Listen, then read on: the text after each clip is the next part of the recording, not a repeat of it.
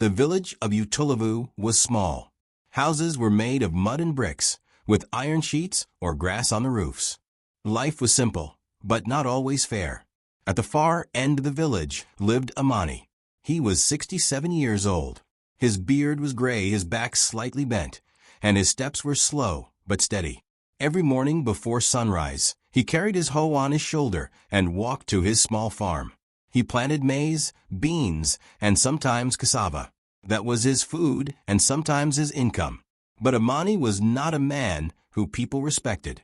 He was quiet and kept to himself, and the neighbors did not treat him well. One morning, Amani reached his farm and stopped in shock. Half of his maize was gone. The stalks were cut carelessly. Amani stood there for a long time, whispering to himself, "Why are people so cruel?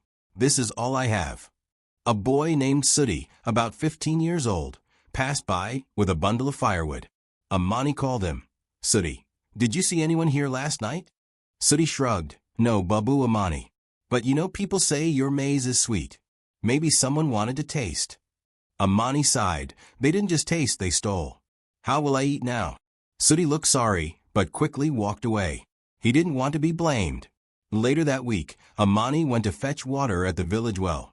He arrived early and placed his bucket in the line. But when young women came with their buckets, they pushed his aside. One girl said, "Move this old man's bucket. We are in a hurry."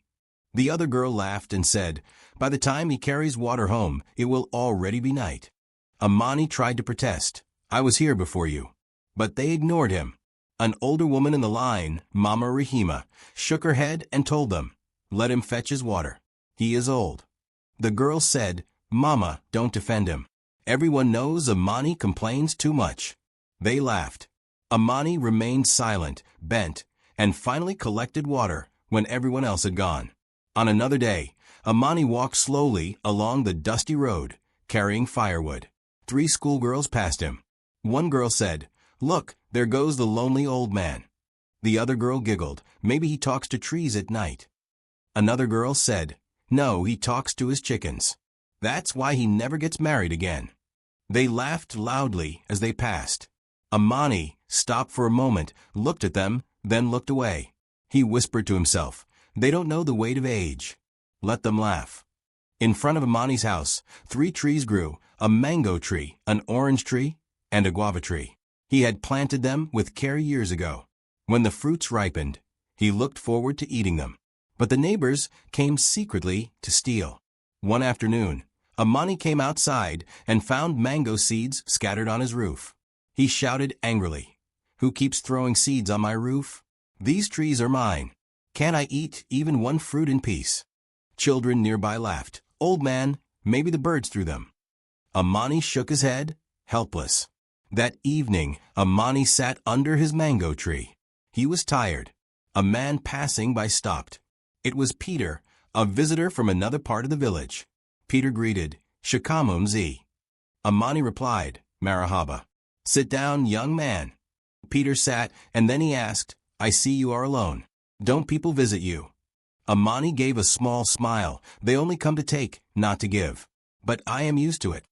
Peter looked around and said, "You have nice trees. Do they give you enough fruit?"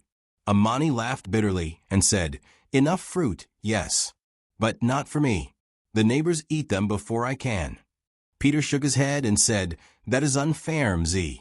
In our village, old men are respected. Here it is different." Amani only said quietly, "Respect is rare here. But peace, peace I try to keep in my heart." Peter left, and Amani stayed outside until the sun set.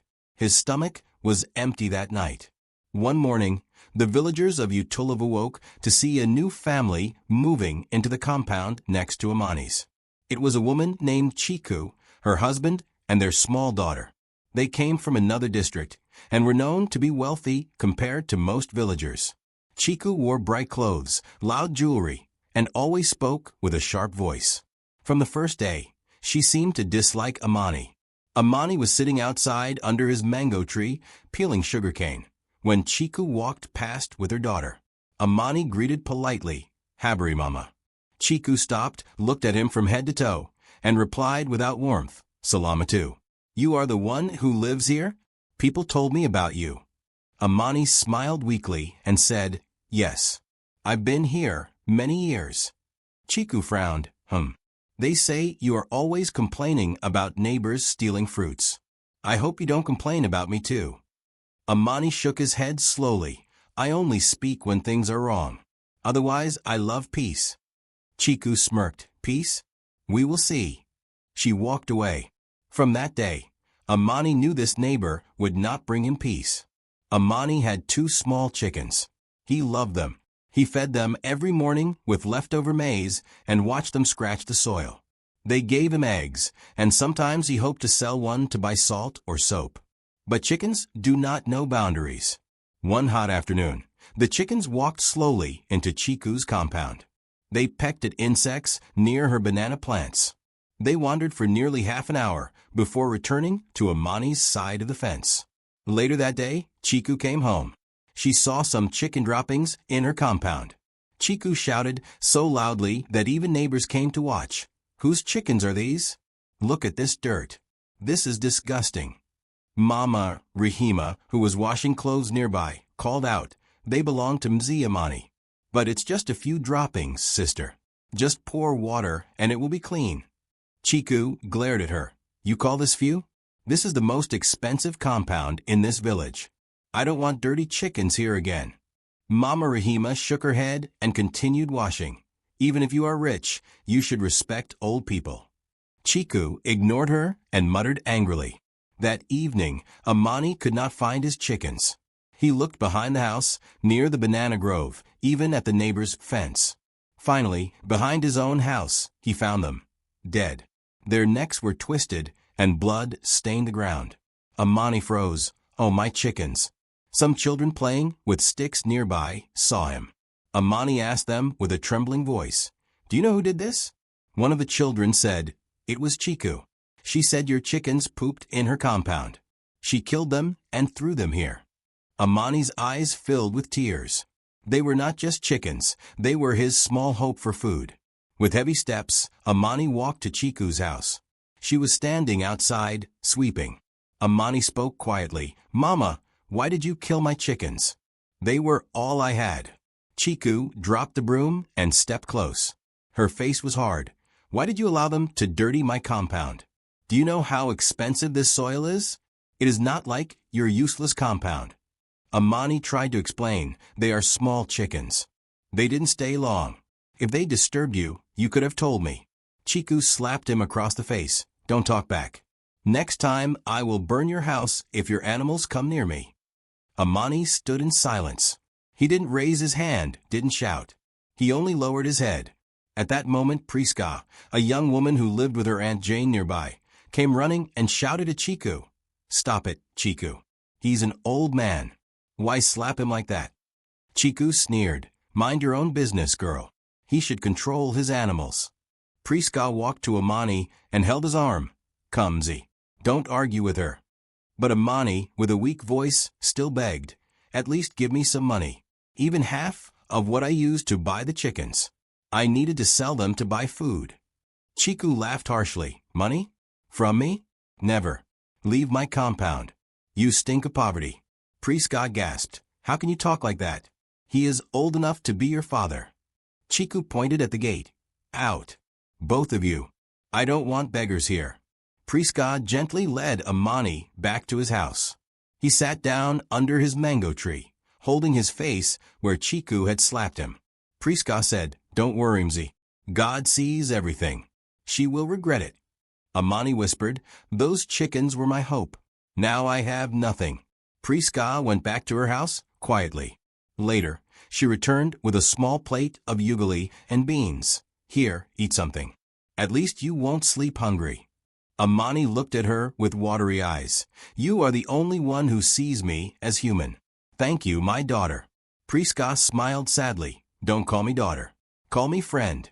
Because friends care for each other. That night, for the first time in many days, Amani ate a full meal. But deep inside, he felt pain that his neighbors could treat him so cruelly.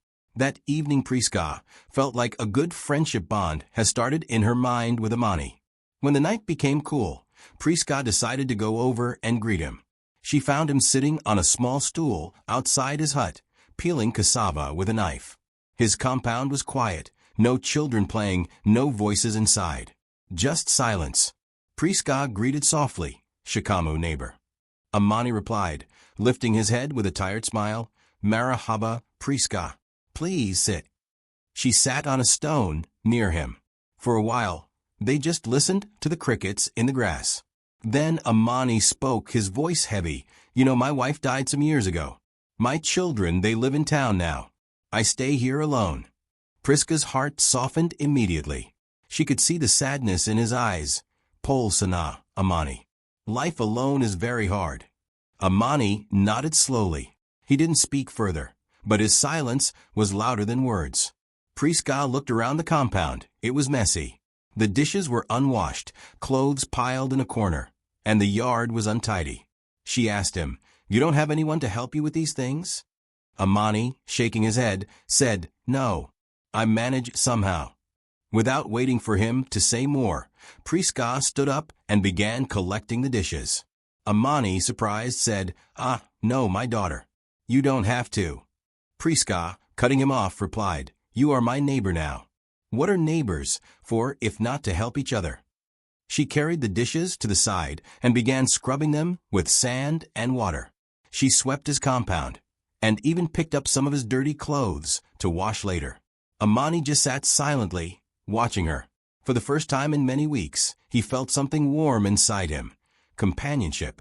When she finished, she washed her hands and said, "There. At least now you can breathe in a clean place." Amani, smiling softly, "Asante sana. You have a good heart." After a little more talk, Priska returned home. That night, Amani sat alone in his compound, thinking about her kindness. 1 week passed. During that time, Amani hardly left his hut. He felt weak, and his body ached. Finally, he sent a small boy from the village to call Priska. When Priska arrived, she found Amani lying on a mat inside his hut. His face was pale. Kneeling beside him, she asked, "Amani, what is wrong? Have you eaten anything today?"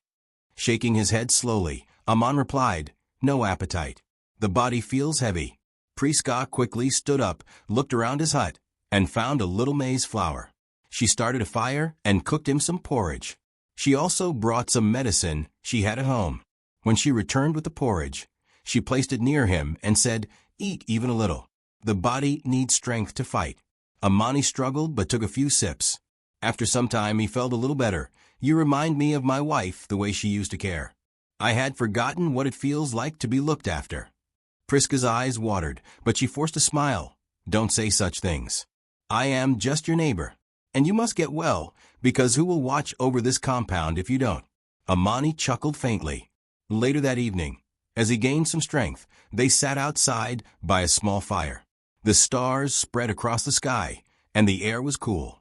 Amani spoke in a thoughtful voice. "There was once a rich man I knew. He had big shops, land, cars, everything. But one day, he left it all behind and went to live in a quiet village far away. People thought he was mad. But when I asked him why, he said, 'Sometimes peace is more valuable than money.'" Priska laughed out loud, shaking her head. "That sounds like a fake story. Who would leave all that wealth behind? Even me, if I had just one cow, I wouldn't leave it."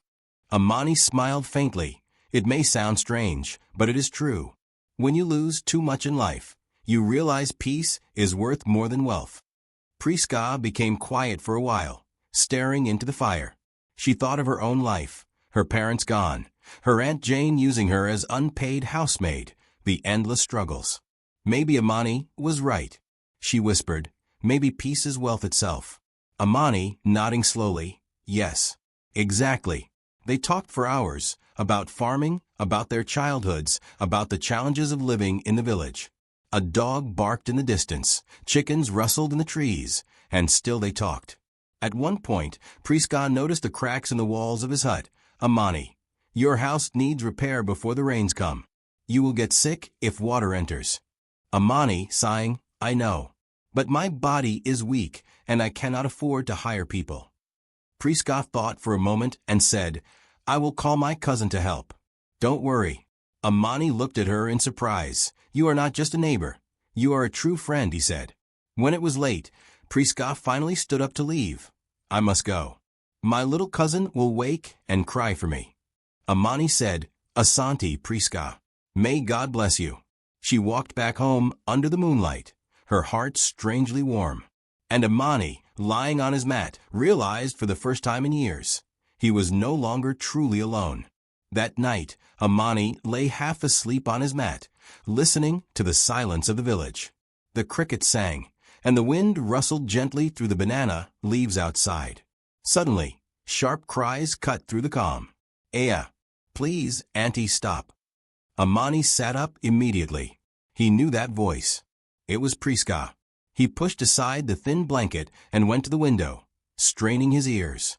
The screams grew louder, mixed with the sound of harsh slaps and the angry voice of Jane. You lazy girl. You think food cooks itself? You useless orphan. Priska's wails broke Amani's heart. He wanted to rush over, but knew Jane was a proud, short-tempered woman. If he interfered, things could get worse for Priska. So he stayed, troubled and restless, until the screams finally died down. Sleep never came easily that night. The next morning, Amani sat outside his small house, sipping porridge. He kept thinking about Priska. A few hours later, he saw her walking slowly toward his gate. She carried a small basket. Karibu, Priska, Amani greeted warmly, noticing the tiredness in her eyes. She smiled faintly and placed the basket on a wooden stool. I brought you some food. Amani looked inside. There was ugali, a few fried fish, and some cooked beans. He raised his eyebrows. Where did you get this? You don't even have much food in your own house. Priska lowered her head. I took it secretly. Jane will not notice. She has enough. Amani studied her closely. He saw faint marks on her arm. Why does Jane beat you? He asked gently.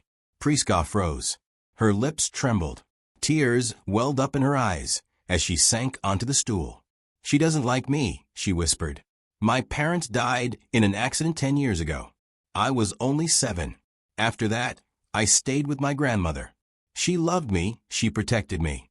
But when she died 3 years ago, Aunt Jane was forced to take me in. Amani's face softened. And since then, Priska wiped her cheeks with the back of her hand. Since then, I suffer. I do everything. I wash her clothes, cook, clean, take care of her children. Her own daughter, Anna, never lifts a finger. She sleeps until late. If I complain, I get beaten. Her voice broke, and she covered her face. Sometimes I wish I had died with my parents. Amani leaned forward. Don't say that, Priska. Your life is valuable. You are stronger than you think. For a moment, they sat in silence, the weight of her confession hanging in the air. Then Amani reached into his pocket and pulled out some folded notes. He pushed them across the table. Here, take this. Buy yourself some soap, maybe a small skirt. Something to make you smile. Priska looked at the money in shock. No, Mzee Amani. This is too much. Where did you even get it?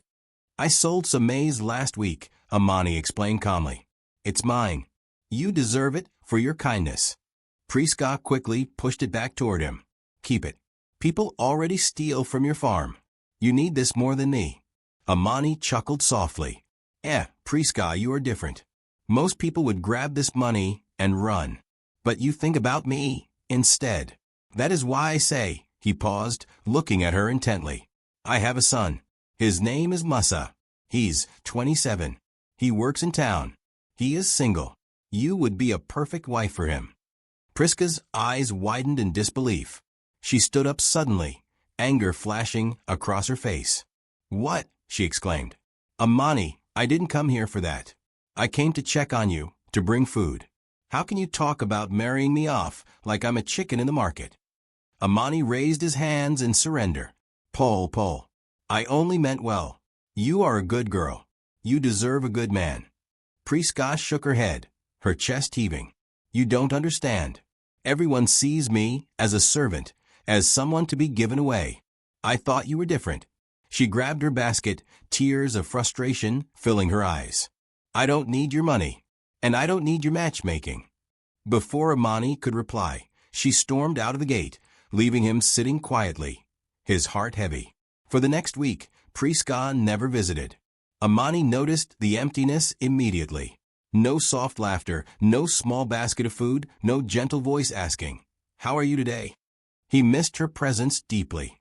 One afternoon, as he weeded his maize field, he saw her from a distance, carrying firewood on her head.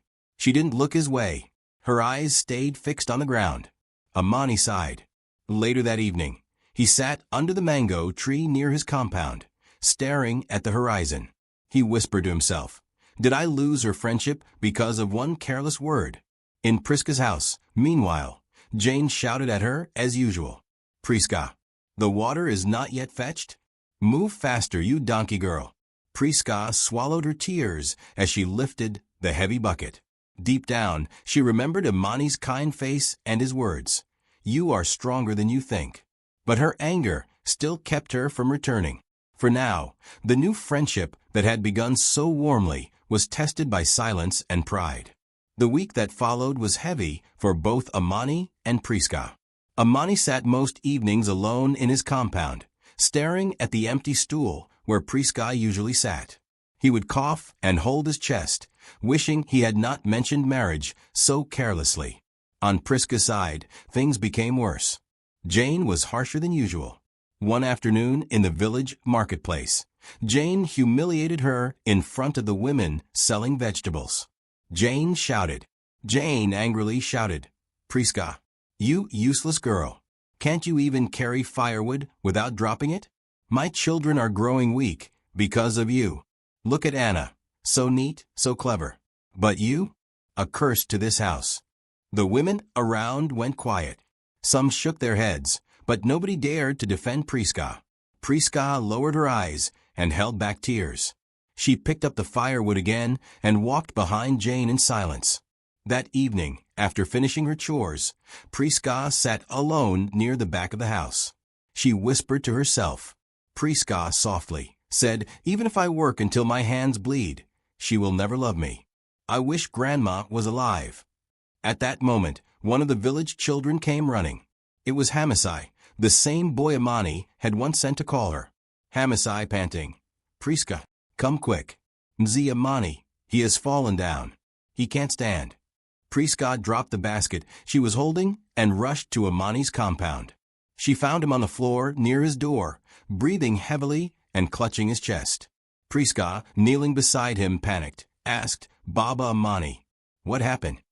Amani replied weakly, "It's the cough. My chest. I felt dizzy."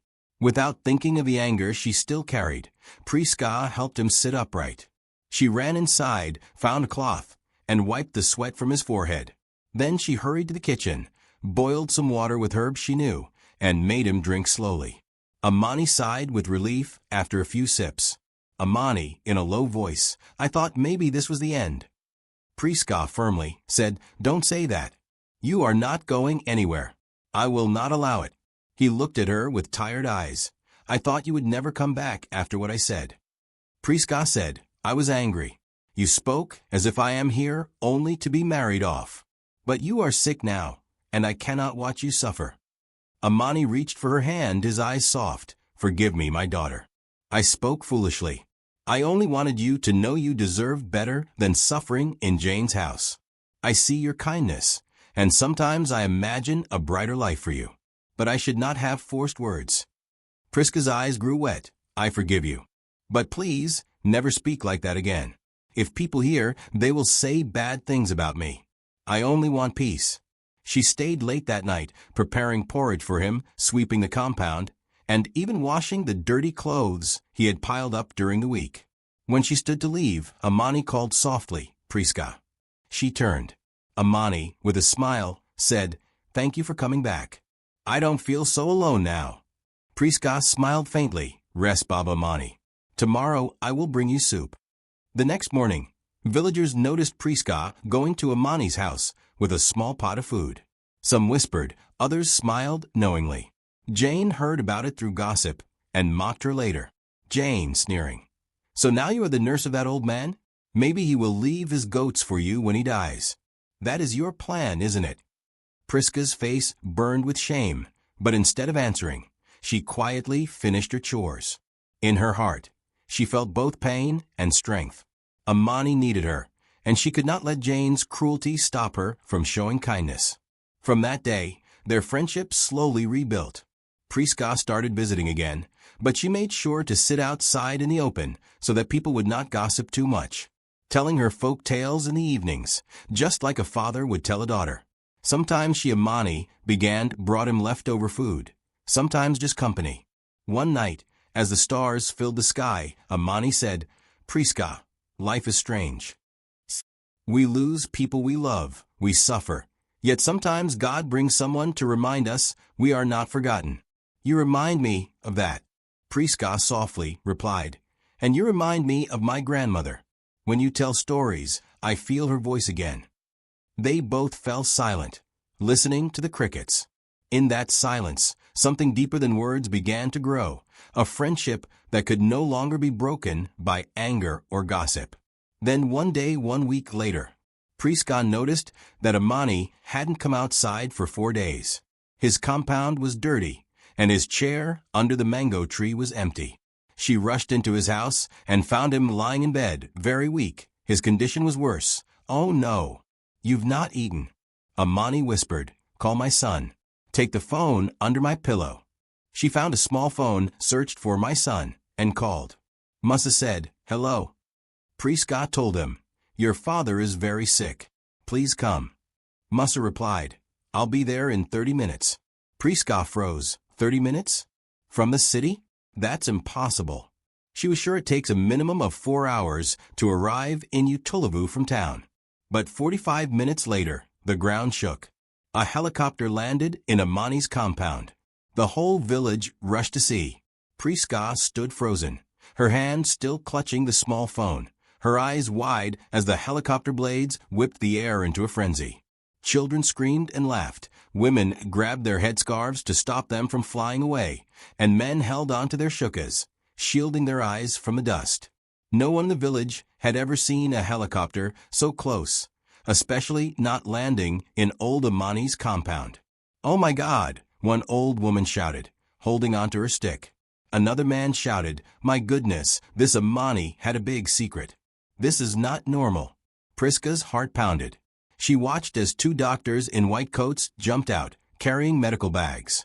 They hurried to Amani's bedside, lifted him carefully onto a stretcher, and strapped him in. The young man who had come with them stepped forward. His shoes alone, shiny black leather, looked like something from another world. His suit was neatly pressed. His watch glittered in the sun. Please subscribe and comment part 2 if you would like to continue with this interesting story.